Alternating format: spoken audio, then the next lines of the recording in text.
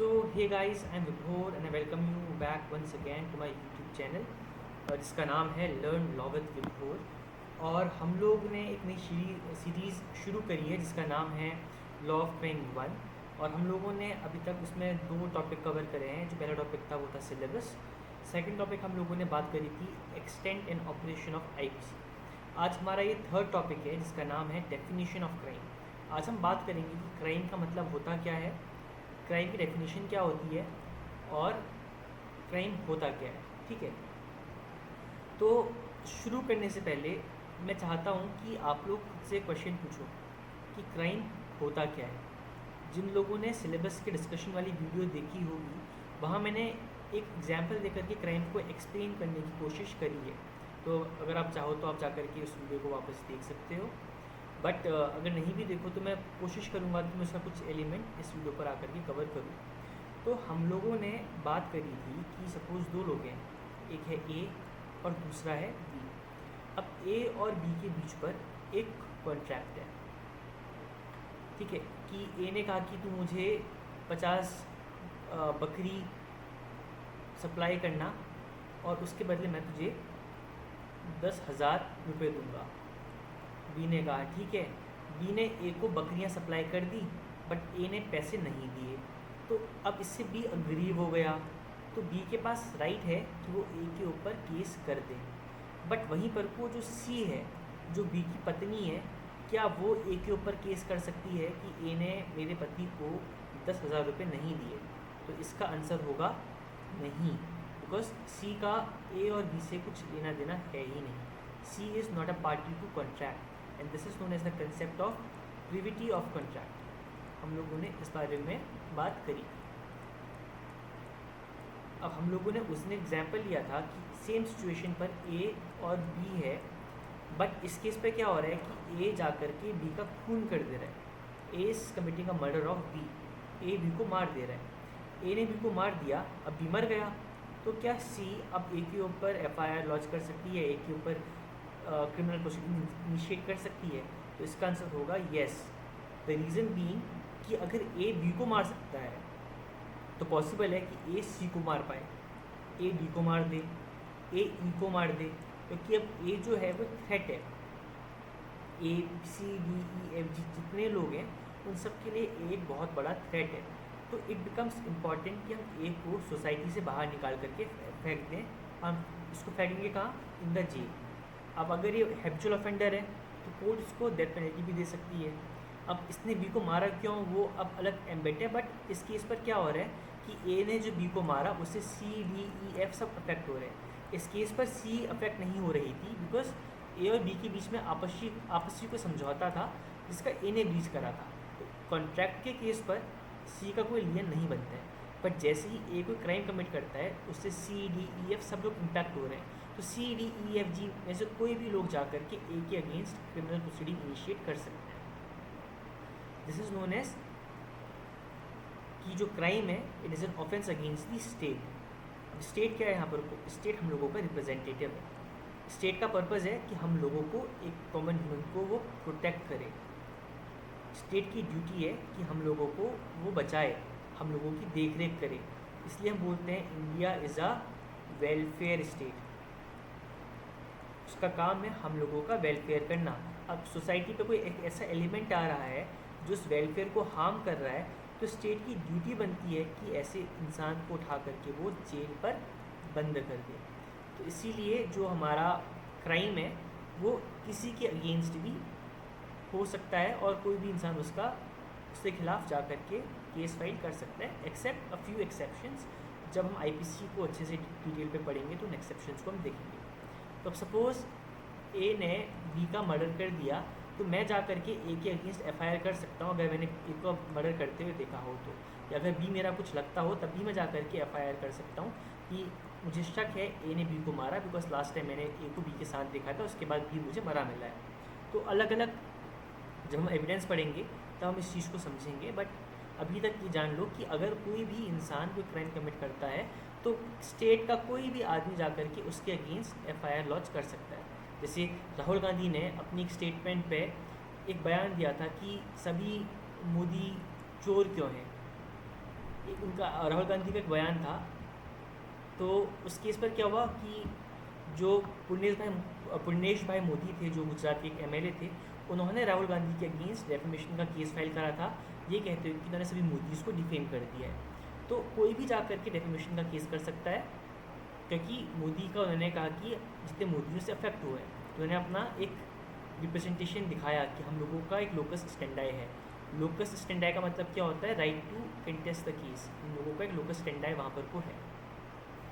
वहीं पर को अगर राहुल गांधी कोई अलग क्राइम कमिट करते तो हो सकता है कोई भी इंसान जाकर, जैसे मनी लॉन्ड्रिंग है, अगर किसी को लगता है कि हाँ मनी लॉन्ड्रिंग हो रखी है या कोई डॉक्यूमेंट फोर्ज कर रखा है, कुछ कर रखा है, तो कोई भी इंसान जाकर के क्लेम कर सकता है कि हाँ इस बंदे ने डॉक्यूमेंट फोर्ज कर रखा है, इसका एविडेंस ये मेरे पास एविडेंस है, मैंने ये पता लगाया था, मुझे ये इन्फॉर्मेशन अवेलेबल हुई है, तो इसके अगेंस्ट आप प्रोसीडिंग लो। भले ही वो आप उसको जानते हो नहीं जानते हो, उससे फ़र्क नहीं पड़ता, बिकॉज जो क्राइम है it is the offence against the entire state. ठीक है, अब हम जाएंगे, एक सेकेंड, रिकॉर्डिंग हो रही है नहीं, मैं चेक कर लेता हूँ। हाँ रिकॉर्डिंग हो रही है। तो यस, अब हम बात करेंगे क्राइम की। हम लोगों ने क्राइम के बारे में जानना शुरू करा था। तो क्राइम, अब क्राइम है क्या? देखो, क्राइम को समझने के लिए एक सिंपल सा फंडा जानना ज़रूरी है कि हम लोग रहते हैं एक सिस्टम के अंदर, एक सोसाइटी के अंदर। एक सोसाइटी में अलग अलग लोग हैं, इन अलग अलग लोगों के अलग अलग एक्सपेक्टेशंस हैं, अलग अलग मॉरल्स हैं, तो इन सब लोगों की अलग अलग ड्रीम्स, अलग अलग एम्बिशन, सब कुछ अलग अलग है। बट इन सब को रेगुलेट करता है एक चीज़ जिसे हम बोलते हैं law. Law is the command of sovereign which imposes sanction. ठीक है, बैक्ड बाय सैंक्शन। ऑस्टिन की ये डेफिनेशन है लॉ को लेकर के। हमने सोशियोलॉजिकल स्कूल पढ़ा था कि सोसाइटी फॉर्म्स द लॉ, कि खुद को रेगुलेट कर सके। तो लॉ का काम है रेगुलेट करना। अब इस लॉ को कोई ब्रीच कर दे इन अ सेंस कि पूरा सोसाइटी अफेक्ट हो जाए, then it becomes a crime. अब दो टाइप की हमारी लाइबिलिटी निकल करके आ सकती है। One is criminal liability, the other one is civil liability. अब क्रिमिनल का बनती है, सिविल का बनती है, पहले इसको समझते हैं। मैंने एग्जांपल दिया ए और बी का, और मैं एग्जांपल लूँगा ए और बी का फिर से। अब सिविल लाइबिलिटी कब बनेगी? जब ए और बी आपस में कोई ऐसा काम करेंगे जिससे सिर्फ ये दोनों अफेक्ट हो, ये दोनों इनकी फैमिलीज अफेक्ट हो एट मोस्ट, बाकी लोग अफेक्ट ना हो। जैसे ए ने बी से प्रॉमिस किया कि तू मुझे चावल दे दे, मैं तुझे 500 रुपये दे दूँगा। बी ने अपने सब चावल ए को दे दिए और ए ने 500 रुपये नहीं दिए, जिससे बी की फैमिली पर नया सामान नहीं आ पाया और सिर्फ पूरी फैमिली अफेक्ट हुई। बेसिकली जिसमें सिर्फ पर्सनल लोग आपस में आकर के अफेक्ट हो रहे हैं। अब सपोज़ डी है जो इनको जानता भी नहीं है, या जो इस गांव में इनका पड़ोसी है जिनको फ़र्क नहीं पड़ता कि बी खाए ना खाए, तो उस केस पर बी को कोई फ़र्क ही नहीं पड़ रहा है। तो इस केस में जो ये ऑफेंस, जो ये लाइबिलिटी बनेगी, ये बनेगी सिविल लाइबिलिटी। बट वहीं पर को अगर ए और बी हैं और ए जा कर के बी का खून कर दे, बी के ऊपर एसिड फेंक दे, बी को डरा दे, बंदूक लेकर के आगे घूमना शुरू कर दे, या बी की मार पिटाई कर दे, तो उससे जो सी है, जो डी है, जो ई है, जो अगल बगल के पड़ोसी हैं, वो डरेंगे। उनको लगेगा कि हो सकता है ए ने जो बी के साथ करा वो कल सी के साथ कर दे, वो ई के साथ कर दे, वो डी के साथ कर दे। तो इन सब की लाइफ के ऊपर एक खतरा है, इन सबको डर है कि जो ए ने बी के साथ करा इनके साथ भी हो सकता है। तो ये चाहेंगे कि जो ए है इसको यहाँ से निकाल करके कहीं बाहर फेंक दो। तो इसीलिए कि ये लोग सेफली रह सके, जो सोसाइटी के अंदर का जो सिस्टम बना है, जो कंडीशंस बनी है वो मेंटेन रहे, जो पीस है वो मेंटेन रहे, जो ए ने बी के साथ करा वो बाकी लोगों के साथ ना हो, और कि ए को बाहर निकाल करके फेंक दिया, बंद कर दिया, बाकी लोग भी डरे हैं कि उनके साथ कोई और भी वो काम ना करे, डर के मारे कि जो ए के साथ हुआ था मेरे साथ ना हो जाए। तो क्राइम का बेसिक पर्पज़ ये है कि आप उस ऑफेंडर को उस सिस्टम से बाहर निकाल दो, उसको रेट्रीब्यूट करा दो, उसको ठीक करा के वापस सोसाइटी के अंदर इंटरकेट कराओ। बट उस टाइम पीरियड के लिए जो उसने ऑफेंस कर रखा है, जहाँ पर को वो गिल्टी ऑफेंस करने के लिए, उसको वहाँ से बाहर निकाल दो कि बाकी लोग सेफली रह सकें। तो जब ऐसी कंडीशंस निकल करके आती है, जो लाइबिलिटी बनती है वो बनती है क्रिमिनल लाइबिलिटी। ठीक है, आई होप यहाँ तक क्लियर होगा। अब जब हम बात करते हैं क्राइम की, तो हर कंट्री का अलग अलग सोवरेनिटी है। इंडिया है, यूएस है, पाकिस्तान है, बांग्लादेश है, अलग अलग कंट्रीज़ हैं। अब इंडिया जो कर रही है उससे यूएस को इम्पैक्ट नहीं पड़ेगा, उससे पाकिस्तान को इम्पैक्ट नहीं पड़ेगा। अब कुछ चीज़ों में इम्पैक्ट पड़ता है क्योंकि हम नेबरिंग कंट्रीज़ हैं, तो श्रीलंका मान लेते हैं, श्रीलंका को इम्पैक्ट नहीं पड़ेगा क्योंकि इंडिया जो कर रहा है वो अपने अंदर कर रहा है, यूएसए जो कर रहा है वो अपने अंदर कर रहा है। हाँ, अगर इंटरनेशनल लेवल में कुछ करेगा तो वहाँ पर इंटरनेशनल लाइबिलिटीज़ निकल करके आती हैं, वहाँ इंटरनेशनल लॉ गवर्न होता है। हमारे पास आईसीजे है, आईसीसी है, international court of justice, international criminal court, हमारे पास ये चीज़ें भी अवेलेबल है। बट वो एक एक्सट्रीम सिचुएशन के अंदर बात निकल करके आती है। बट एक कंट्री के अंदर वो कंट्री अपने आप पर सोवरीन है, उसके पास पावर है कि वो अपने सिस्टम के अंदर के जो चीज़ें हैं उनको खुद रेगुलेट करे। अब इंडिया के अंदर 10 लोग रहते हैं, तो 10 लोगों को जो रेगुलेट करेगा वो इंडिया करेगी, यूएसए उसमें कुछ कहेगा नहीं। तो इंडिया के जो लॉज हैं, जितने भी इंडिया के क्रिमिनल लॉ होंगे वो अलग होंगे, यूएस के लॉ अलग होंगे, पाकिस्तान के लॉ अलग होंगे, श्रीलंका के लॉ अलग होंगे, अफगानिस्तान के लॉ अलग होंगे, क्योंकि यहाँ के जो लोग हैं, जो जनता है वो अलग अलग है। अब हम समझेंगे कि जो ये 10 लोग इंडिया की हम बात कर रहे हैं, उसमें इंडिया की सोवरेनिटी है, यूएस के अंदर यूएस की सोवरेनिटी है, तो यहाँ के लॉज अलग अलग है। अब जितने भी सिस्टम दुनिया भर के अंदर हैं उन सब के अलग अलग अलग अलग रूल्स हैं, अलग अलग रेगुलेशंस हैं। तो हो सकता है इंडिया में कोई चीज़ बैंड हो, यूएस में अलाउड हो। जैसे मैंने आपको एग्जांपल दिया था कल की या परसों की वीडियो पर कि एज ऑफ कंसेंट का। अब एज ऑफ कंसेंट क्या होती है? The age in which a person can consent to sexual intercourse. अब इंडिया पे जो एज है वो 18 है, यूके में वो एज 16 है, यूएस में 16 से 18 के बीच पर है, जापान में 13 से 18 के बीच पर है। तो हर कंट्री की जो एज है वो अलग अलग है, क्योंकि हर कंट्री अपने आप पर सोवरीन है, उनके पास पावर है कि वो खुद के लॉज बनाए। तो हो सकता है कि यूएस में कोई चीज़ क्राइम हो, इंडिया पे ना हो, इंडिया पे कोई चीज़ क्राइम हो, यूएस पे ना हो। ठीक है, अब इंडिया के अंदर भी हम थोड़ा घुस करके बात करते हैं। तो हम अभी इंडिया और यूएस को देख करके समझ रहे हैं। ठीक है, हमने एज ऑफ कंसेंट की बात करी। एक एग्जांपल लेता हूँ, मारिजुआना जो है यूएस के कुछ स्टेट्स पर लीगलाइज्ड है, कुछ में लीगलाइज नहीं है। अब यूएस के अंदर ही कहीं कहीं पर कुछ डिस्टिंक्शन है, यूएस से कुछ स्टेट मारिजुआना को लीगलाइज करते हैं, कुछ स्टेट नहीं करते हैं। अब अभी तक अबॉर्शन जो था यूएस पे लीगलाइज था, इंडिया पे नहीं था। फिर इंडियन कोर्ट ने उसमें थोड़ा लीनियंट अप्रोच देना शुरू करा, यूएस ने अप्रोच चेंज कर दी, प्रोटेस्ट हुआ था, आपको याद होगा। तो वैसे अगर आप इस्लामिक कंट्रीज पे चले जाओ, वहाँ अबॉर्शन बैंड है। तो हर कंट्री का अलग अलग जो रेगुलेशन है अलग अलग है, क्योंकि हर कंट्री की सोवरेनिटी अपनी है, उसमें बाकी कंट्री इंटरफेयर नहीं कर सकती। अब हम बात करते हैं इंडिया की। इंडिया हम लोगों का प्यारा देश है, जहाँ पर को अलग अलग धर्म के लोग रहते हैं। अब जब मैंने कल आपको आईपीसी का बारे में बताया था कि आईपीसी आया क्यों, उसकी नीड क्या है, तो हमने देखा था कि हिंदू लॉ अलग था, मुस्लिम लॉ अलग था, पारसी लॉ अलग था, क्रिश्चियन लॉ अलग था। जो लॉज थे वो अलग अलग थे, तो उनके लिए एक जनरल लॉ बनाया गया। क्योंकि मुस्लिम लॉ के अंदर कोई चीज़ बैंड नहीं है, हिंदू लॉ के अंदर बैंड है। जैसे मुस्लिम लॉ के अंदर अल्कोहल अलाउड नहीं होती, इस्लाम अल्कोहल अलाउड नहीं करता, इस्लाम रेप की बात नहीं करता कि इस्लाम में रेप हराम है, अलाउड नहीं है। हिंदू लॉ के अंदर वहाँ पनिशमेंट दी गई थी क्योंकि वहाँ क्राइम समझा गया था। हिंदू लॉ के अंदर शादी में कोई रेस्ट्रिक्शन नहीं थी, इस्लामिक लॉ के अंदर आप सिर्फ 4 शादी कर सकते थे। तो अलग अलग जगह के अलग अलग लॉ थे। अब आप कब कहाँ किसको पिनलाइज करो वो डिफरेंस है। अब इंडिया के अंदर हमारे पास आईपीसी में बाईगैमी के ऊपर एक सेक्शन है जो बात करता है कि आप 2 से ऊपर शादी नहीं कर सकते हो। और इंडियन हिंदू मैरिज एक्ट जो है वो भी कहता है कि अगर आप दूसरी शादी करोगे आपकी दूसरी शादी वाइड होगी। बट अगर आप मुस्लिम हो तो आपके ऊपर बाईगैमी का जो प्रोविज़न है वो अलाउ नहीं करेगा। तो एक इंडिया के अंदर एक सेम सोसाइटी के अंदर भी डिस्टिंक्शंस निकल करके आ सकते हैं कि क्या चीज़ अलाउड है और क्या चीज़ अलाउड नहीं है। आई होप दिस इज़ क्लियर। तो बेसिकली जो क्राइम है वो है क्या? क्राइम बेसिकली एक रेगुलेशन है जो बताता है कि क्या चीज़ कर सकते हैं, क्या चीज़ नहीं कर सकते हैं। अगर आप जो चीज़ बैंड है उसको करोगे तो आपको पनिशमेंट मिलेगी। क्राइम बेसिकली ये है। क्राइम एक ऐसा सिस्टम है जहाँ देख करके आपको लगेगा कि ये चीज़ गलत है, तो फिर वो चीज़ गलत है, आप उसको नहीं कर सकते। अब जब क्राइम है, 2 टाइप की कंट्री आपने पढ़ी होंगी, एक होती है सिविल लॉ कंट्री, एक होती है कॉमन लॉ कंट्री। तो इन दोनों के बीच में डिस्टिंक्शन निकल करके आती है क्राइम को लेकर के। बट मैक्सिमम कंट्रीज़ जो है वो कॉमन लॉ फॉलो करती है। हम लोगों ने आईपीसी में पढ़ा था कि लॉर्ड मैकॉले ने आईपीसी ड्राफ्ट करी थी इंडिया के लिए। बट आपको जान करके ताज्जुब होगा कि यूके के पास कोई भी ऐसा कोडिफाइड पीनल लॉ नहीं है। यूके के अंदर अलग अलग लॉज हैं। वहाँ पर को ऑफेंस अगेंस्ट स्टेट का अलग है, ह्यूमन बॉडी का अलग है, सेक्सुअल ऑफेंसेस अलग है, सबके अलग अलग एक्ट बने हैं, बट ऐसा कोडिफाइड लॉ यूके के अंदर नहीं है, कुछ कंट्री के अंदर है। तो हर कंट्री का हमने बात करी कि रेगुलेशंस अलग अलग हो सकते हैं। अब जब हम बात करते हैं क्राइम की, कॉमन लॉ कंट्रीज़ में क्राइम को बेसिकली दो पार्ट में डिवाइड कर रखा है। जब भी आप क्राइम की बात करते हो तो क्राइम को आप दो चीज़ों में क्लासीफाई कर सकते हो।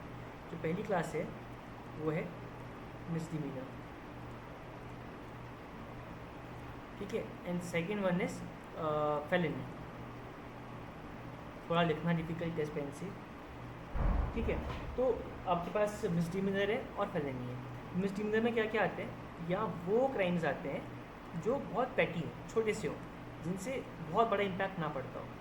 जैसे फॉर एग्जांपल ए ने किसी को थप्पड़ मार दिया, और थप्पड़ मारना इतनी बड़ी बात नहीं है, दो दूसरे को लगेगा कि ये थप्पड़ मार सकता है तो मिसडिमीनर है, बट इतना बड़ा क्राइम नहीं है। वहीं पर कोई रेप कर दे, कोई मर्डर कर दे, कोई एसिड फेंक दे, तो ये बहुत हीनियस क्राइम्स है, ये कवर होते हैं फेलिनी पर। तो कुछ जगह पर अब जो क्राइम्स हैं और जो फेलिनी है, अंदर क्या पड़ता है, अगर मिसडिमीनर हो तो पनिशमेंट कम होती है, फेलिनी हो पनिशमेंट ज़्यादा होती है। आप इस्लामिक कंट्री चले जाओ तो आप देखोगे कि कोई भी मेजर क्राइम करने पर, जैसे आप चोरी करो तो आपके हाथ काट देंगे, आप रेप करो तो कुछ और काट देंगे, आप कुछ और करो तो कुछ और कर देंगे, कोई प्री एक्स्ट्रा मैरिटल अफेयर करे या प्री मैरिटल सेक्स करे तो उस केस में उसको स्टोन से डेथ तक का उसकी पनिशमेंट इस्लामिक लॉ के अंदर दी गई थी। तो क्योंकि इसको समझा था फेलिनी। अब मिसडिमीनर में वही होगा तो वहाँ पर को आपसे फ़ाइन ले सकते हैं, आपको एम्प्यूटेट कर सकते हैं, आपके हाथ पाँव में आपके पैर लगा सकते हैं, डंडे मार सकते हैं, कोड़े मार सकते हैं। जैसे मैं आपको इस्लामिक लॉ का एग्जांपल देता हूँ। इस्लामिक लॉ के अंदर अगर कोई इंसान प्री मैरिटल या पोस्ट मैरिटल सेक्स करे, अफेयर करे, उस केस में जो पनिशमेंट थी वो थी डेथ बाय स्टोन पेल्टिंग, ठीक है। अगर कोई इंसान इस्लामिक कंट्री पर रहता है और वो शादी से पहले किसी के साथ सेक्सुअल इंटरकोर्स करता है, शादी के बाद किसी के साथ एक्स्ट्रा मैरिटल अफेयर करता है, तो उसको आप डेथ दे सकते हो बाय स्टोन पेल्टिंग, पत्थर मार मार के उसको मार सकते हो, ठीक है। इस्लामिक लॉ पर इसको फेलिनी समझा गया है, तो ये एक फेलिनी का एग्जांपल आप कह सकते हो। मतलब तो वहाँ का कंसेप्ट अलग है, बट मैं आपको फेलिनी और मिसडिमीनर समझाने के लिए बात कर रहा हूँ। सिमिलरली इस्लाम के अंदर अल्कोहल पीना अलाउड नहीं था, तो अब कोई बंदा आकर के अल्कोहल पी ले तो उस केस में उसको पड़ते थे कोड़े, विप, 90 विप, 100 विप, जितनी विप का जो court of provisions they, whip. जो कि फेलिनी थी वो बेसिकली सोसाइटी पनिशमेंट दिया करती थी, मिसडिमीनर की पनिशमेंट जजेस और बाकी अपने मन से भी दे सकते थे। तो क्राइम के हमने देखा कि दो टाइप के पार्ट हैं, मिसडिमीनर और फेलिनी। मेजरली क्राइम को दुनिया भर में इन दो पार्ट में डिवाइड करा गया है। अब हम बात करेंगे कि आई होप आपको क्लियर होगा कि क्राइम होता क्या है। तो क्राइम को आप ऐसे एक्सप्लेन कर सकते हो कि क्राइम कोई भी वो एक्ट है जिसको लॉ स्ट्रिक्टली प्रोहिबिट करता है, जिसके लिए पनिशमेंट दी जा सकती है। So punishment is the important part. अगर आप ए और बी एक दूसरे के साथ कॉन्ट्रैक्ट पर आ रहे हैं तो लॉ नहीं कहता कि ए बी का कॉन्ट्रैक्ट तोड़े, ये भी लॉ बैन करता है, बट इसके लिए पनिशमेंट नहीं दी जाएगी। इसके लिए ये लायबल होगा, ये कंपनसेट करेगा बी को, बट पनिशमेंट नहीं दी जाएगी। बट क्राइम इज समथिंग जहाँ पर को पनिशमेंट भी दी जाएगी, बिकॉज आपका एम है कि बाकी लोग उस चीज़ को ना करें और जिसने कराया वो अपने एक्ट को लेकर के गिल्टी फील करेंगे, ठीक है। आई होप दिस इज क्लियर। अब हम आगे बढ़ करके समझेंगे कि क्राइम के टाइप क्या होती है, क्राइम की अप्रोच क्या होती है, क्राइम के टाइप क्या होता है। तो क्राइम की स्टेजेस, बेसिकली मेरे कहने का मतलब है क्राइम की स्टेजेस ऑफ क्राइम। क्राइम की स्टेजेस क्या क्या है। तो जब भी आप क्राइम की बात करो, आप क्राइम को 4 स्टेज पे डिवाइड कर सकते हो, 1, 2, 3 एंड 4। सारे क्राइम इन 4 स्टेज के अंदर फॉल करेंगे। जो पहला आपका स्टेज है वो है स्टेज ऑफ इंटेंशन। आपकी इंटेंशन क्या है। सेकंड जो आपका है वो है आपकी preparation.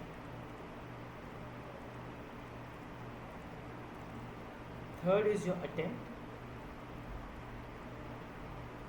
And 4 is your completion, commitment, जो भी आप बोलना चाहो इसको कमीशन हम कह देते हैं, ठीक है। तो स्टेज क्राइम की बेसिकली ये 4 स्टेजेस हैं, intention, preparation, attempt and commission. Conclusion of a crime, commission of a crime आप कह सकते हो। तो एक कंसेप्ट आता है, जब हम प्रिपरेशन समझेंगे इस कंसेप्ट को हम समझेंगे उस लैंग्वेज को, ठीक है। तो इंटेंशन क्या है। अब इंटेंशन बेसिकली कोई भी क्राइम के दो एलिमेंट होता है, हमने इसके बारे में बात पहले भी करी एक बार, एक्टस सीरियस प्लस मैंस रिया। तो एक एक गिल्टी एक्ट, एक एक गिल्टी मैन, इसको हम अगली वीडियो पर डिटेल पर समझेंगे। बट अभी हम समझते हैं कि एक्टस सीरियस गिल्टी एक्ट, गलत काम करना, मैंस रिया है आपका माइंड को गलत काम करने के लिए रेडी था, जो आपका इंटेंशन है वो ये दिखाता है, इंटेंशन इज बेसिकली मैंस रिया। अब सपोज करो ए है, ए को बी बिल्कुल भी नहीं पसंद, पर ए सोचता है कि वो बी को मार देगा, ठीक है। ए ने सोचा बी का मर्डर करेगा, उसे बी पसंद ही नहीं, उसे बी को देखकर ही घिन आती है, उसे बी को मारना ही मारना है और बी को मारने वाला है। तो ए ने कहा मैं बी को मारूंगा ही मारूंगा, दिमाग में सोच रहा है, बहुत सोच रहा है मुझे बी को मारना है, मेरा बी को मारने का इंटेंशन है। तो ये बेसिकली क्या है, ये इंटेंशन है। अब बी को ये बात पता नहीं है, ये बात किसी को नहीं पता कि ए बी को मारना चाहता है। हाँ, लोगों को पता है कि ए बी को पसंद नहीं करता और उससे नफरत करता है, उससे बहुत ज़्यादा जेलस फील करता है, कुछ भी करता है, बट किसी को ये नहीं पता कि ए बी को मारना चाहता है। ये एक का मेंटल स्टेट है, एक की मेंटल कंडीशन है। तो अब जब एक ही मेंटल कंडीशन है तो क्या है, आप इसको कोर्ट पर ले जाकर कभी प्रूव नहीं कर सकते। अगर बी ए के अगेंस्ट केस फाइल करेगा और बोलेगा कि ए का मुझे मारने का इंटेंशन है, तो कोर्ट कहेगी भाई दिखाओ, प्रूव करो। क्या बी कभी प्रूव कर पाएगा कि ए ने सोचा था कि बी को मारेगा? नहीं ना, बिकॉज जो मैं अभी सोच रहा हूँ, जो आप अभी सोच रहे हो, वो चीज़ कम्प्लीटली डिफरेंट है। हम लोग कभी किसी का माइंड नहीं रीड कर सकते। जब हम माइंड नहीं रीड कर सकते तो A will never be liable. I hope you are getting my point, ठीक है। तो इंटेंशन की स्टेज पर कभी भी कोई इंसान लायबल नहीं होता है। देन कम्स द, ये आपकी first stage. Then comes the second stage, जो है प्रिपरेशन। अब ए ने बी को मारने का मन बना लिया, ए ने इंटेंशन पूरा कर लिया, फर्स्ट स्टेज ऑफ क्राइम पूरी हो गई। ए का इंटेंशन था उसे बी को मारना है। अब वो मारने के लिए क्या करेगा, वो प्रिपरेशन करेगा। या let us take another example साथ में, कि ए ने सोचा कि उसे एक बैंक लूटना है। तो ए ने सोचा मुझे SBI को सपोज लूटना है, तो उसने SBI को लूटने का एक इंटेंशन बना के रखा है। अभी सोचा है, कोई प्रूव नहीं कर सकता कि ए ने इसको लूटना है। तो अब आती सेकेंड स्टेज, वो है प्रिपरेशन की। अब प्रिपरेशन का मतलब क्या है, ए बी को मारने के लिए बंदूक लेगा, ए बी को स्टॉक करेगा, देखेगा कि बी जाता कहाँ पर को है, ठीक है। ए बी की लोकेशन देखेगा, बी की आइडेंटिटी देखेगा, बी की जगह देखेगा, बी क्या करता है, कैसे करता है, उसे मारना कैसे है, गोली मार के मारना है, पॉइजन देकर मारना है, कैसे मारना है, ए इस चीज़ के बारे में डिसाइड करेगा। और ए ने जब सोच लिया कि उसे गोली मारकर मारेगा तो बंदूक खरीदेगा। अगर ए ने सोचा कि उसे पॉइजन दे करके मारेगा तो जहर की बोतल खरीदेगा। तो ए यहाँ पर क्या कर रहा है, अपने इस इंटेंशन की फर्दरेंस के लिए वो प्रिपरेशन कर रहा है। वो उस चीज़ों को लेकर के आ रहा है कि किस जगह मारेगा, किस लोकेशन में मारेगा, कब मारेगा, किस टाइम पे मारेगा। बेसिकली वो प्लानिंग कर रहा है। यहाँ प्लानिंग की स्टेज चल रही है कि कैसे मारेगा। सिमिलरली हमने सेकंड एग्जांपल लिया था बैंक लूटने का। जो हम बैंक लूटने की बात कर रहे हैं तो बैंक का नक्शा का कैसा है, बैंक में कैमरास कहाँ कहाँ लगे हैं, कितना मुझे कहाँ से मुझे घुसना अंदर है, बंदूक कहाँ दिखानी है, कहाँ मुझे वॉल्ट मिलेगा, किसके साथ मैं क्राइम कमिट करूँगा, ये आती है प्रिपरेशन की चीज़। तो अब आप जो प्रिपरेशन है इसको भी आप प्रूव करना बहुत डिफिकल्ट है। आप कैसे प्रूव करोगे कि कोई बंदा प्रिपरेशन कर रहा था आपके अगेंस्ट? अगर मैं सपोज ए है, ए बी को मारना चाहता है और मारने के लिए वो पॉइजन लेकर के आ जाए, अब बी केस कर दे कि ये मुझे मारने वाला है, उसका इंटेंशन मारने का है, उसके लिए पॉइजन लेकर के आ जाएगा। बट अगर ए बोल दे कि पॉइजन अपने लिए लेकर के आया था, तब क्या? या चूहे को मारने के लिए पॉइजन लेकर के आया था, तब क्या? ए अपनी बात से खुद को जस्टिफाई कर सकता है। तो इस हिसाब से जो आपका प्रिपरेशन है वो भी पनिशेबल नहीं है। बट इसकी कुछ एक्सेप्शंस हैं।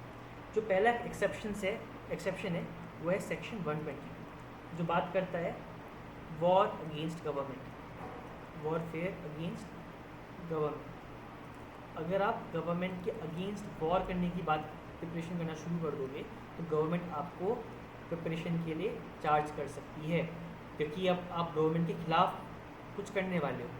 आप प्रिपरेशन करना शुरू कर रहे हो, आप बंदूक ले, देखो प्रिपरेशन का बंदूक लेकर के आओगे, आप फाइनेंस इकट्ठा करोगे, आप लोग इकट्ठा करोगे, आप अपनी आर्मी तैयार करोगे। तो उसमें आप जब प्रिपरेशन करोगे तो गवर्नमेंट आपको अरेस्ट कर सकती है फॉर प्रिपरेशन।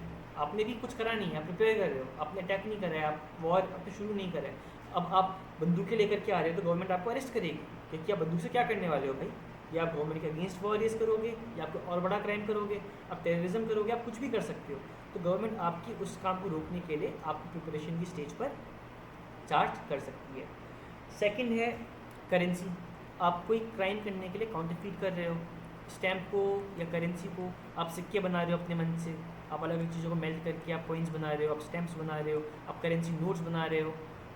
तो इससे क्या होगा, आप इकोनॉमी को हैम्पर करोगे। आपने भी सिर्फ बनाना शुरू करा है, आपने मशीन लेकर के आया, आपने कॉइन निकालना शुरू कर दिया, आपने बाकी चीज़ भले ही ना भी करी हो, पर आपने इसकी प्रिपरेशन शुरू कर दी। तो कल जब आप कॉइन बना रहे हो तो ये तो है नहीं कि आप गेम खेलने के लिए बना रहे हो, इसको कल आप मार्केट से क्रिएट कराओगे, जिससे गवर्नमेंट की जो इकोनॉमी है, जो देश की इकोनॉमी है, वो हैम्पर होगी। तो गवर्नमेंट आपको यहाँ पर को भी रोक सकती है। तो इसके जो सेक्शन है वो है सेक्शन 233 से 235, 233 to 235, उसके बाद है 255 एंड 257। तो ये इसके कुछ सेक्शंस हमारे पास अवेलेबल हैं, ठीक है। उसके बाद है आपके पास कोई फ्रॉड डॉक्यूमेंट हो, या काउंटरफीट मनी हो, काउंटरफीट कॉइन हो, या कोई काउंटरफीट वेट और मेजर हो, क्योंकि आपका वेट एंड मेजर एक्ट भी आपके पास है, जहाँ आपने बता रखा है कि 1 kg की वैल्यू कितनी होगी। अब 1 kg का वेट की जगह आप 500 kg का वेट लगा दो, है ना, तो आप किसी को बेवकूफ़ बना सकते हो, तो आप kind of social economic offence commit करोगे। तो गवर्नमेंट आपको वहाँ पर को भी प्रिपरेशन में अटेम्प्ट कर सकती है। आपने भी क्राइम करा नहीं है, आपके पास एक गलत डॉक्यूमेंट है, आपने सिर्फ ये फ्रॉड डॉक्यूमेंट प्रिपेयर कर रखा है कि आप ग्रेजुएट हो, या आपकी जॉब लगी थी, या आप कहीं पढ़ाते थे, या आपका नाम ये है, आपका बर्थ सर्टिफिकेट आपने फ्रॉड बना लिया, आप यहाँ के थे ही नहीं, आपने इंडियन सर्टिफिकेट बना लिया टू अक्वायर इंडियन सिटीजन से, आपने अक्वायर करी नहीं है, आपके पास एक फेक डॉक्यूमेंट है। तो इस केस में भी आप प्रिपरेशन के लिए पनिश हो सकते हो। उसके बाद आपका आता है प्लानिंग टू कमिट डकैती। डकैती क्या होती है, जो बैंक रॉबरी तुमने एग्जांपल लेकर चले थे, वो बेसिकली डकैती की बात है। तो सेकंड स्टेज थी हम लोगों की preparation. Preparation is also not punishable, but कुछ इंस्टेंसेस पे इट कैन बी पनिशेबल। अब आते हैं हम अपने एक इम्पॉर्टेंट कंसेप्ट पे, जिसका नाम है locus potentiae, LOCUS, locus, POTENTIAE,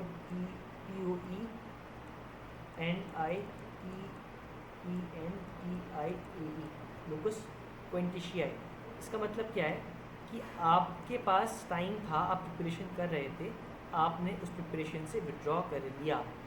मैंने प्लान करा कि मैं बी को मारूंगा, ए ने प्लान किया कि वो बी का मर्डर करेगा, बट उसने प्लान करने के बाद उसने गन खरीद ली, उसने पॉइजन ले लिया, पर उसने उसके बाद अपना इरादा छोड़ दिया। उसने कहा छोड़ यार, क्यों मैं बी को मारूँ, मुझे नहीं मारना अपना बेटा, जा जी ले अपनी ज़िंदगी। या ए को बैंक लूटना था, उसने सब कुछ प्रिपरेशन करी, उसने नक्शा बनाया, उसने दुकान कब तोड़ूंगा, कहाँ से घुसूंगा, क्या करूँगा, सब प्लानिंग कर ली। उसके बाद उसे लगा कि नहीं छोड़ यार, वहाँ गार्ड बैठा हो, क्या मतलब मैं मर जाऊँ या वहाँ पैसे ना हो, कुछ भी हो, उसने अपना प्लान को बाइकआउट कर दिया। अब वो प्लान तो कंटिन्यू नहीं कर रहा है। तो ये डॉक्ट्राइन बात करता है उस सिचुएशन की कि कभी आप अपने क्राइम से विड्रॉ कर जाओगे तो आप लायबल फिर नहीं होगे, एक्सेप्ट फॉर दीज थिंग। आपने काम शुरू करा बट आपने छोड़ दिया बीच में, तो गवर्नमेंट ने चलो आपने शुरू करा था, छोड़ दिया, तो हम आपको माफ़ कर देते, कोई बात नहीं। तो आप लोकस पोटेंशियल का लेकर के बच सकते हो इन सर्टेन सिचुएशन। फिर आती है हमारी थर्ड स्टेज, जो है अटेम्प्ट।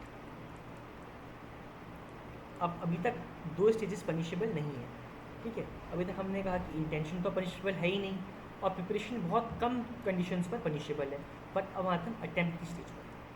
तो अटेम्प्ट का मतलब क्या है, आपने जो सोचा था, आपका जो इंटेंशन था, ए का इंटेंशन बी को मारने का था, जिसके लिए ए ने प्रिपरेशन करी, वो गन या पॉइजन लेकर के आया। अब ए बी की चाय पर पॉइजन मिला रहा है, या ए बी के ऊपर गोली शूट कर रहा है। तो अब ए ने क्या करा, ए ने अटेम्प्ट कर दिया। अब जैसे ही ए अटेम्प्ट करेगा, ए की लायबिलिटी यहाँ से शुरू हो जाएगी। अब हर ऑफेंस की लायबिलिटी पनिशेबल नहीं होगी। अगर ए ने सपोज़ ए पिक पॉकेट है, बी के पास उसने देखा जेब में पैसे रखे, ए ने बी की जेब पर हाथ डाला चोरी करने के लिए, बट बी की जेब में कुछ था ही नहीं, तो उसने सिर्फ अटेम्प्ट करा। अब उसने अटेम्प्ट करा, अटेम्प्ट टू थेफ्ट, उसने चोरी करने की कोशिश करी, चोरी करी नहीं, चोरी करने की कोशिश करी। तो एक की जो पनिशमेंट है उसे मिलनी चाहिए नहीं मिलनी चाहिए, इसके ऊपर बहुत बड़ा डिस्कशन था। 19वीं सेंचुरी से पहले ये माना जाता था कि अगर कोई पिक पॉकेट किसी की जेब में हाथ डालता है, कोई क्राइम कमिट नहीं होता, क्योंकि क्राइम कमिट करना पॉसिबल है ही नहीं, इट्स इम्पॉसिबल। बी की जेब में कुछ था ही नहीं, तो क्राइम कमिट होगा ही नहीं, चोरी कुछ होगा ही नहीं। तो उस केस पर पहले की कोर्ट्स ने कहा था कि ए को इस केसेस पे आप छोड़ दो, अक्विट देम, बिकॉज कोई क्राइम कमिट नहीं हो सकता था। बट बाद में 19th सेंचुरी के बाद चीज़ें चेंज कर दी गई और ये बोला गया कि हाँ, अब अगर ए अटेम्प्ट भी करता है बी से पैसे चोरी करने की, तो A will be completely liable because A ने अटेम्प्ट करा। अब इसके पीछे रैशनल क्या है कि अगर सपोज बी के पास पैसे होते, ए हाथ डालता, पैसे निकालता, तो ए फाइनली क्राइम कमिट कर देता। बट अब बी के पास पैसे थे ही नहीं, ए ने गलती से हाथ डाल दिया, तो अब ए के पास तो है नहीं, उसने अटेम्प्ट करा। तो कोर्ट ने कहा कि इनको अटेम्प्ट भी पनिशेबल करो। अगर हम लोगों ने कल जब बात करी थी कि 23 चैप्टर्स और 511 सेक्शंस हैं, तो हमारा जो लास्ट सेक्शन है 511 वो यही बात करता है। सेक्शन 511 जो है वो जितने भी ऑफेंसेस हैं उनके अटेम्प्ट को पनिशेबल बना देता है। जितने भी आपके अटेम्प्ट हैं वो सेक्शन 511 के अंदर पनिशेबल है। अगर आप कोई क्राइम करने का इंटेंशन लेकर बैठे हो, आप लायबल नहीं हो। आपने उसके लिए प्रिपरेशन कर दी, आप लायबल नहीं हो अंडर सम कंडीशंस। जो 4-5 कंडीशंस मैंने बताया, अगर वो काम आप करो तो आप लायबल हो, अदरवाइज आप लायबल नहीं हो। बट द मोमेंट आपने उस क्राइम के फर्दरेंस पे एक्ट कर दिया, आपने फिजिकली अटेम्प्ट शुरू कर दिया, जहाँ से अटेम्प्ट वर्ड निकल करके आगे, जहाँ से आपने कोशिश शुरू कर दी, उस टाइम से आप कम्प्लीटली लायबल हो। अब आपको कोई नहीं बचा सकता। अगर आप क्राइम नहीं भी कर पाओ, आपने ए ने बी के ऊपर गोली मारी, ठीक है, ए ने बी गोली मारी, बी बच गया, A will be liable for attempt to murder. A ने बी के कप पर जहर मिलाया, कप गिर गया, बिल्ली आई, बिल्ली ने चाय पी, बिल्ली मर गई, A will be liable for attempt to murder.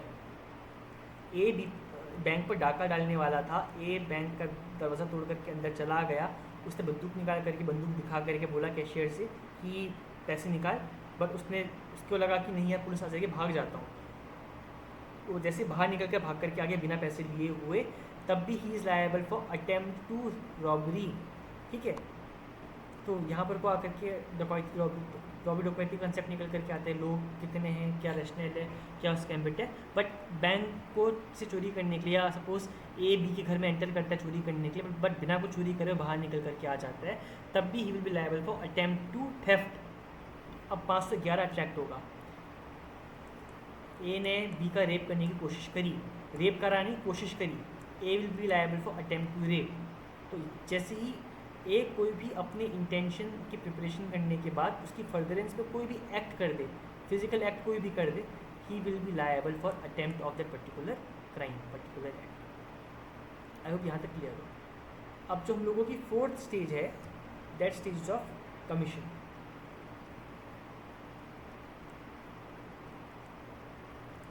Fourth stage of commission. Commission of a crime कब होगा? ए ने बी को मारने का इंटेंशन बनाया, उसके लिए ए ने बंदूक खरीदी, ए ने गोली चलाई, बी बच गया, ए ने एक गोली और चलाई और बी के ऊपर जाकर गोली लग गई, बी जिससे मर गया। जैसे ही बी मर गया तो ए ने अपना जो इंटेंशन था बी को मारने का पूरा कर दिया। जो उसका इंटेंशन था वो कंप्लीट हो गया, उस इंटेंशन का कम्प्लीशन हो गया, कमीशन हो गया। तो इस 4th कमीशन की स्टेज को हम बोलते हैं कि ए ने मर्डर कमिट कर दिया। अब जैसे ही ए इस स्टेज पर आ जाएगा, ए विल कम्प्लीटली विल आया। अटेम्प्ट के केस पर पनिशमेंट काफ़ी कम है, लाइक अगर आप सेक्शन 511 पढ़ोगे तो वो 1.5 ईयर्स की पनिशमेंट देने की बात करता है इन सर्टेन सिचुएशन। बाकी बहुत बड़ा सेक्शन है, वी विल रीड इट जब हम IPC को अच्छे से पढ़ेंगे। बट जो ये 1.5 साल की पनिशमेंट है, जैसे ही ए ने बी को गोली मार दी, देखो attempt to murder is another aspect of given in IPC, वहाँ पनिशमेंट का क्वांटम अलग दे रखा है। बट थेफ्ट है, कोई दूसरा क्राइम है, रेप है, तो अटेम्प्ट टू रेप की पनिशमेंट कम है, बट रेप करने की पनिशमेंट बहुत ज़्यादा है, ठीक है। तो अब जो जैसे ही ए ने क्राइम कमिट कर दिया, A will be liable for it. अब ए को आप पनिशमेंट दोगे ही दोगे, ठीक है। अब ए कोई चीज़ की डिफेंस कुछ प्ली नहीं ले सकता, ए को पनिशमेंट मिलेगी। अब उसके बाद जो जनरल एक्सेप्शंस दे रखे हैं, अगर वहाँ से ए बच जाए अलग बात है, otherwise A will be liable for punishment. तो कमीशन, अब हमने कहा क्राइम की 4 स्टेजेस हैं, इंटेंशन, प्रिपरेशन, अटेम्प्ट और कमीशन। जो ये 2 स्टेजेस हैं ये पनिशेबल नहीं है। प्रिपरेशन कुछ केसेस में पनिशेबल हो जाती है, बट लेटर जो 2 स्टेजेस हैं वो पनिशेबल है। अटेम्प्ट का जो क्वांटम है वो थोड़ा कम है, कमीशन का क्वांटम बहुत ज़्यादा है। आई hope I am clear till here, ठीक है। अब कमीशन कब होगा? क्राइम तब कमिट होता है जब एक्टस रियस प्लस मेंस रिया दोनों। अब कभी कभार सिचुएशन ऐसी निकल करके आ जाए कि सिर्फ आपने एक्टस रियस पहले कर दिया, आपका इंटेंशन था ही नहीं, आपसे गलती से हो गया, तो एक्सेप्शन में फल कर जाता है कितनी बार। आप अटैम्प्ट पहले कर दे गए, आप जा रहे थे, आपसे एक्सीडेंट हो गया, आपका मारने का इंटेंशन नहीं था, आपने प्रिपरेशन नहीं करी थी, बट गलती से आपसे मिस्टेक के थ्रू एक्सीडेंट हो गया, तो आपका क्वांटम क्या बनेगा? आपने उसके बाद आपका कंडक्ट कैसा रहा? आपसे किसी आदमी की डेथ हो गई, होमिसाइड आपसे कमिट हो गया, तो उस केस पर आप क्या करने वाले हो? ठीक है, तो वो सब क्वांटम्स देखे जाने की चीज़ें निकल करके आई। अब आप गाड़ी, आप बेसिकली एग्जांपल लेकर चलते हैं, आप गाड़ी लेकर जा रहे थे, आपकी स्पीड सही थी, आपने ड्रिंक नहीं किया था, आप प्रॉपर तरीके से फॉलो करके जा रहे थे, ये भागते भागते आया, टक्कर हो गई, ये मर गया। अब इस केस पर आपने होमिसाइड कमिट कर दिया है, तो आप होमिसाइड की प्रोसीड करना शुरू हो जाओ, बट देन आप प्ली लोगे कि मैं गाड़ी प्रॉपर चला रहा था, मैंने अल्कोहल कंज्यूम नहीं करी थी, मैं मानता हूँ मुझसे एक्सीडेंट हुआ, बट मैंने उसको भाग करके तुरंत हॉस्पिटल लेकर के गया, ये अचानक बीच से कूद करके निकल करके आया, मैं देख नहीं पाया, मेरी गाड़ी का ब्रेक फेल हो गया था, तो कुछ कर नहीं पाया, तो आपके पास कुछ डिफेंसेस अवेलेबल हैं। तो उन डिफेंसेस को देख करके कोर्ट आपके सिचुएशन के हिसाब से आपको पनिशमेंट दे सकती है, नहीं दे सकती। बट अदरवाइज एक बार कोई क्राइम कमिट हो जाए, कमीशन पूरा हो जाए, then you will be liable for the punishment, इससे आपको कोई नहीं बचा सकता। आई होप यहाँ क्लियर। अब इस कंसेप्ट को समझने के लिए हम देखेंगे कुछ केस लॉस, सबसे इम्पोर्टेंट चीज़ें जो हमारे डाउट्स को, क्वेश्चंस को क्लियर करें। तो हम लोगों का जो पहला केस है, मैंने कुछ केसेस के नाम नोट डाउन करें, मैं आपको बताता हूँ। जो पहला केस है वो है असगर अली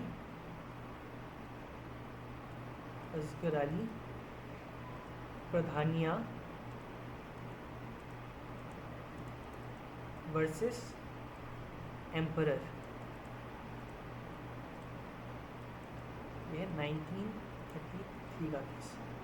अब इस केस पर क्या हुआ था कि कलकत्ता हाई कोर्ट का बेसिकली जिसमें जजमेंट निकल करके आया था, इस केस में क्या हुआ था कि एक आदमी ने अपनी पत्नी का अबॉर्शन कराने के लिए उसे कोई चीज़ें दे दी थी कि उसकी पत्नी का अबॉर्शन हो जाए।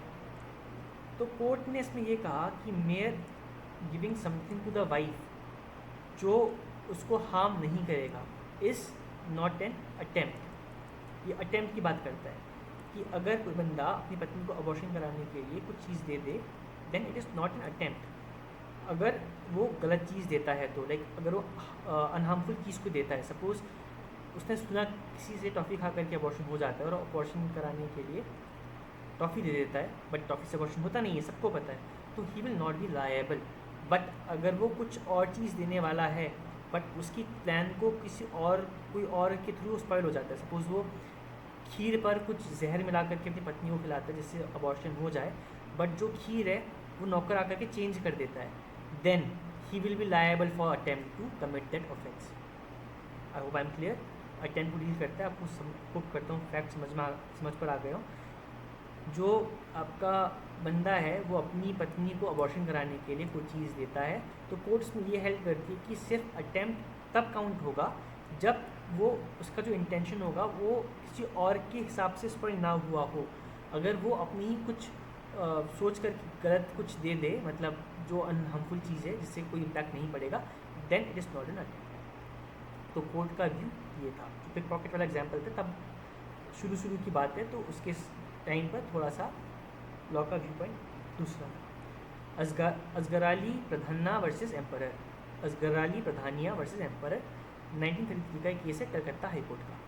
ठीक है, आई होप यू अंडरस्टैंड दिस। अब आते हैं हम सेकेंड केस पर, जो है Madan Lal versus state of Rajasthan. ये है आपका 1986 का केस। ये बेसिकली बात करता है अटेम्प्ट टू रेप की। तो बेसिकली इस केस पे क्या हुआ था, एक आदमी ने जो विटनेस निकल करके आए थे, विटनेस ने स्टेटमेंट दिया था कि हमने इस आदमी को नेकेड हालत पर एक लड़की के साथ देखा जो नेकेड थी और उसने उसके मुंह पर हाथ रखा हुआ था। ठीक है, तो कोर्ट ने इस केस पे ये हेल्ड करा, मैं कोर्ट का जो रेशनल है वो पढ़ के आपको सुना देता हूँ। कोर्ट ने उसमें ये हेल्ड करा कि it is the stage beyond preparation, क्योंकि प्रिपरेशन से बाहर निकल के जा चुके हैं, उसने अब काम करना शुरू कर दिया, उसने फिजिकल अपना काम शुरू कर दिया।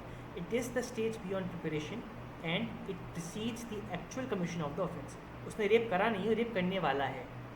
It is the stage beyond preparation and it precedes the actual commission of the offence. An attempt to commit an offence is not meant to cover only the penultimate act towards the completion of an offense. An attempt to commit an offense is not meant to cover only the penultimate act towards the completion of an offense, but it also covers all those acts or series of acts which travel beyond the scope of preparation and exhibit a definite intention and determination to commit a particular offense. तो basically क्या बोल रहे हैं कि सिर्फ जो penultimate act है, जैसे अगर हम रेप की बात करें, इंटरकोर्स की बात करते हैं, बट अगर आप कपड़े उतारने के जा चुके हो, आप कपड़े फाड़ने जा रहे हो, कुछ करने जा रहे हो, तो उस केस पर क्या हो रहा है, यहाँ पर जा कर के आप क्राइम को कमिट कर रहे हो। तो सिर्फ आप पेनल्टीमेट एक्ट नहीं देखोगे, बट आप कोई भी ऐसा काम कर दो जो आपकी प्रिपरेशन से बाहर निकल कर के आ जाए, तो वो एक जहाँ आपके डेफिनेट इंटेंशन और डिटर्मिनेशन दिख जाए to commit a particular offence, उस केस पर वो आप अटेम्प्ट काउंट होगा। It need not be an act which just precedes the last act on the happening of which the offence itself is committed, but it covers all those acts or series of acts which may precede the penultimate act towards the commission of that offence.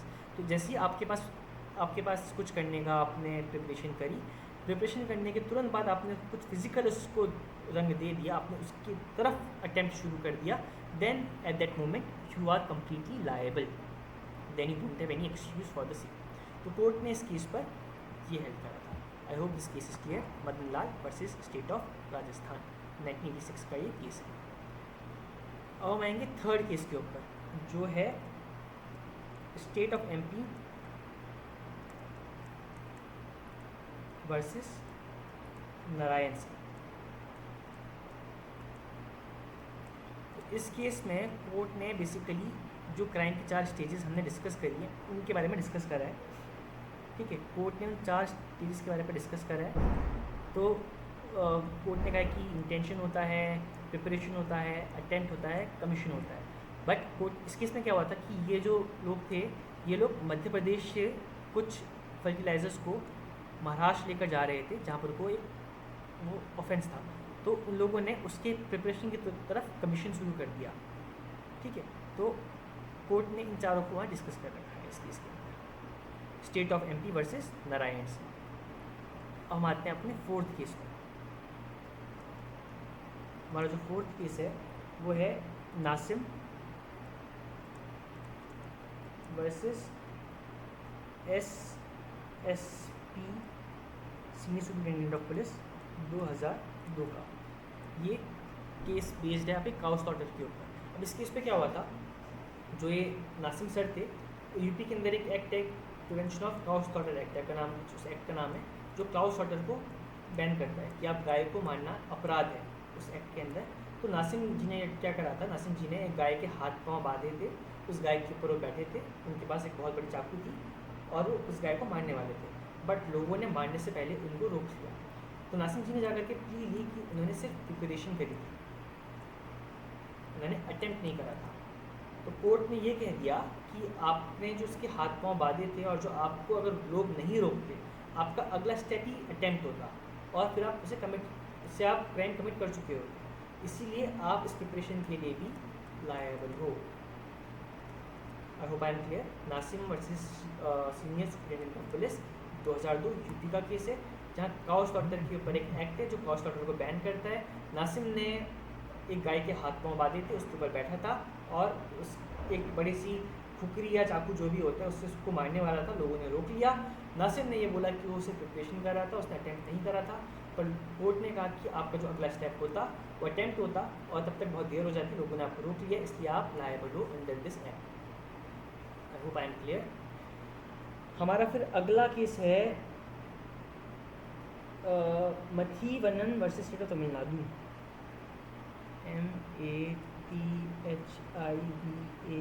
MATHIVANAN, Mathivanan versus state of Tamil Nadu. ये basically waging war के ऊपर case है। Waging war जो हमारा है वो offence section 122 के अंदर हमने बात करी। तो कोर्ट ने इसको डिफाइन करने के लिए भी यहाँ पर को कुछ बोला है। कोर्ट ने बोला है to wage war would require several steps of crossing of stages. To wage war would require several steps and crossing of stages. There has to be mobilization of men as well as accumulation of arms and ammunition. That would require a concentrated effort. That would require concerted effort. Each individual who is a party to the conspiracy to wage war may be allotted a particular task. I hope this is clear. कि जब आप कोई crime commit करने की बात करोगे, आप veg war करने की बात करोगे, तो लोगों का इकट्ठा करना ज़रूरी है।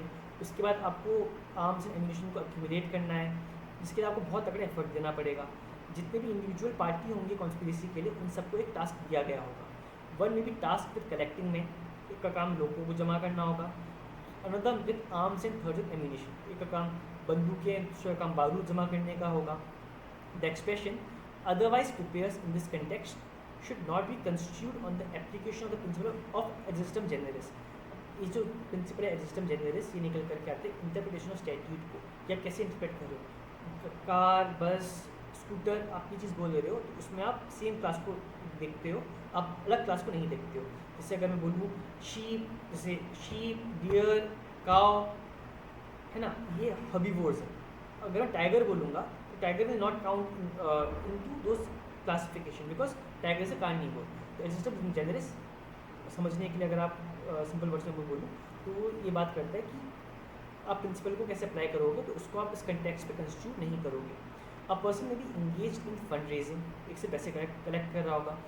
अनदर में भी रिस्पॉन्सिबल फॉर प्रोवाइडिंग रीइंफोर्समेंट, बाकी सामान प्रोवाइड कर रहा होगा, खाने पीने की चीज़ें, बाकी चीज़ें।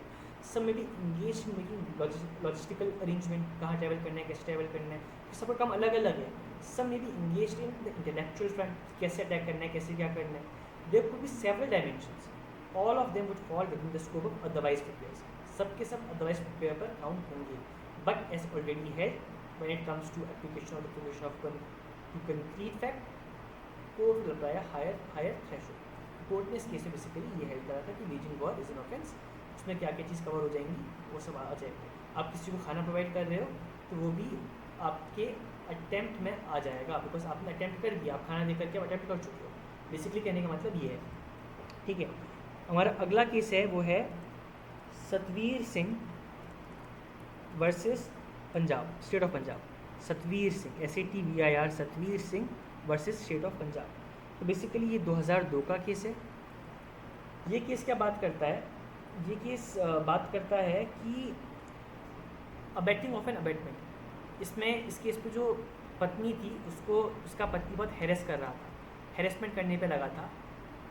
तो पत्नी ने जाकर के सुसाइड, अटेम्प्ट टू सुसाइड करा। अब अगर कोर्ट ने उसमें ये क्वेश्चन पूछा कि इस अटेम्प्ट टू सुसाइड का अबेटमेंट क्या ये भी क्राइम होगा? I am sorry, will abetment to attempt to suicide will be a crime और नॉट? तो कोर्ट ने कहा कि अगर सुसाइड हो जाए then it will be a crime, because आपने अबेटमेंट टू सुसाइड कर दिया। बट आप अबेटमेंट कर रहे हो, क्राइम तो हुआ ही नहीं कुछ, then in that case it is not a crime. ठीक है, बहुत सिंपल केस है। हमारा जो आज का लास्ट केस है वो है Abhoganand Mishra versus state of Bihar. तो बेसिकली मैं ऐसे ही समझा देता हूँ इस केस में क्या हुआ था। इस केस में क्या हुआ था कि जो आपका अपेलेंट था उसने MP में बिहार पे MA की डिग्री लेनी थी, उसके लिए उसने एग्ज़ाम दिया था। उस एग्ज़ाम पर उसने लिखा कि वो ग्रेजुएट हो चुका है और ग्रेजुएशन के बाद वो स्कूल्स पर पढ़ा रहा है।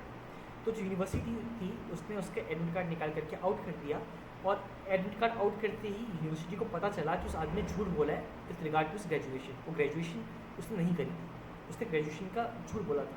तो लोअर कोर्ट ने और हाई कोर्ट ने दोनों ने उसको गिल्टी पाया था फॉर फ्रॉड डॉक्यूमेंट्स। ठीक है, फ्रॉडलेंट डॉक्यूमेंट के उसको गिल्टी करा था। सुप्रीम कोर्ट आया, उसने सुप्रीम कोर्ट पर आकर के कहा कि सर जो ये चीज़ हुई है मैंने सिर्फ प्रिपरेशन करी, मैंने क्राइम कमिट नहीं करा है, मैं करने वाला था, मैंने करा नहीं। तो मेरे ऊपर जो हमने लोकस पोटेंशिया वाली बात करी उसको अप्लाई करो, तो मैंने नहीं करा था। तो सुप्रीम कोर्ट ने कहा कि सर ये देखिए कि आप ये काम करने वाले थे, आपने डॉक्यूमेंट जब तक बोला दिक्कत नहीं थी, but the moment you submitted those fraud documents और सबमिट करते ही उसके ऊपर प्रोसीडिंग शुरू हो गई, यूनिवर्सिटी ने आपका एडमिट कार्ड रिलीज़ कर दिया, देन आपने अटैम्प्ट कर दिया है। Therefore this is an attempt, this not a preparation but N attempt. तो जो क्राइम की 4 स्टेजेस हैं, इंटेंशन, प्रिपरेशन, अटैम्प्ट और कमीशन, इन चारों को आपको समझना पड़ेगा। आप उसको याद कर सकते हो आईपैक, इट इज़ आईपैक, ठीक है। तो ये आईपैक जो है इंटेंशन, प्रिपरेशन, अटैम्प्ट और कमीशन, इन 4 चीज़ों को आपको समझना पड़ेगा, कब इंटेंशन है, कब प्रिपरेशन है, कब अटैम्प्ट है, कब आपका कमीशन है। सिर्फ अटैम्प्ट और कमीशन पनिशेबल है, इंटेंशन और प्रिपरेशन पनिशेबल नहीं है। प्रिपरेशन कुछ कंडीशंस पर पनिशेबल है, जो बहुत एक्सेप्शनल कंडीशंस पर होता है। तो आई होप आपको ये सब क्राइम की डेफिनेशन क्लियर होगी। क्राइम का मतलब होता क्या है, क्राइम के टाइप क्या होते हैं, फेलेनी एंड मिसडिमिनर, और साथ में आपको समझ में आ गया होगा कि क्राइम की स्टेजेस क्या होती हैं और क्राइम कब कमिट होता है, कब पनिशेबल होता है, कब नहीं होता है। आई होप आपको इस वीडियो को देख करके कुछ आइडियाज़ मिले हों। अगर आपको ये वीडियो पसंद आया हो तो प्लीज़ उसको शेयर करना दोस्तों के साथ अपने, उनको भी थोड़ा सा नॉलेज पहुँचाओ। मुझे भी अच्छा लगेगा कि कुछ लोग देख रहे हैं, कुछ क्वेश्चन कमेंट कर रहे हैं, कुछ पूछ रहे हैं, तो मुझे भी वीडियोस बनाने पर मज़ा आएगा। तो please I hope you would share this video. आप लाइक करो, आपको पसंद आई हो तो, डिसलाइक करो अगर नहीं पसंद आई हो तो। कुछ चीज़ें आपको लगती है कि मैं चेंज करूँ, इम्प्रूव करूँ, तो आप आकर के मुझे कमेंट करके बता सकते हो। एंड सिमिलरली अगर आपने चैनल को सब्सक्राइब नहीं करा हो तो प्लीज़ सब्सक्राइब कर देना, थोड़ा मोटिवेशन बढ़ता है। एंड ज्वाइन करते हैं अगर आपको कुछ डाउट्स वगैरह हो। मैं प्लान कर रहा हूँ फ्यूचर पर कि मैं एक ग्रुप बनाऊँ और फिर हम डिस्कशन 1-to-1 या लाइव क्लासेस फॉर्म पर भी करें, तो लेट अस सी कि वो कहाँ तक पहुँचता है। अगर आपको वीडियो पसंद आया हो तो प्लीज़ जो मैंने कहा लाइक, शेयर, सब्सक्राइब वो सब कर देना। एंड अगली वीडियो पर हम बात करेंगे एक्टस रियस और मेंस की जो essential ingredient of a crime है, ठीक है। तो आज की वीडियो में ही ख़त्म करते हैं। Thank you so much for watching this video. हम जल्द मिलेंगे नई वीडियो के साथ।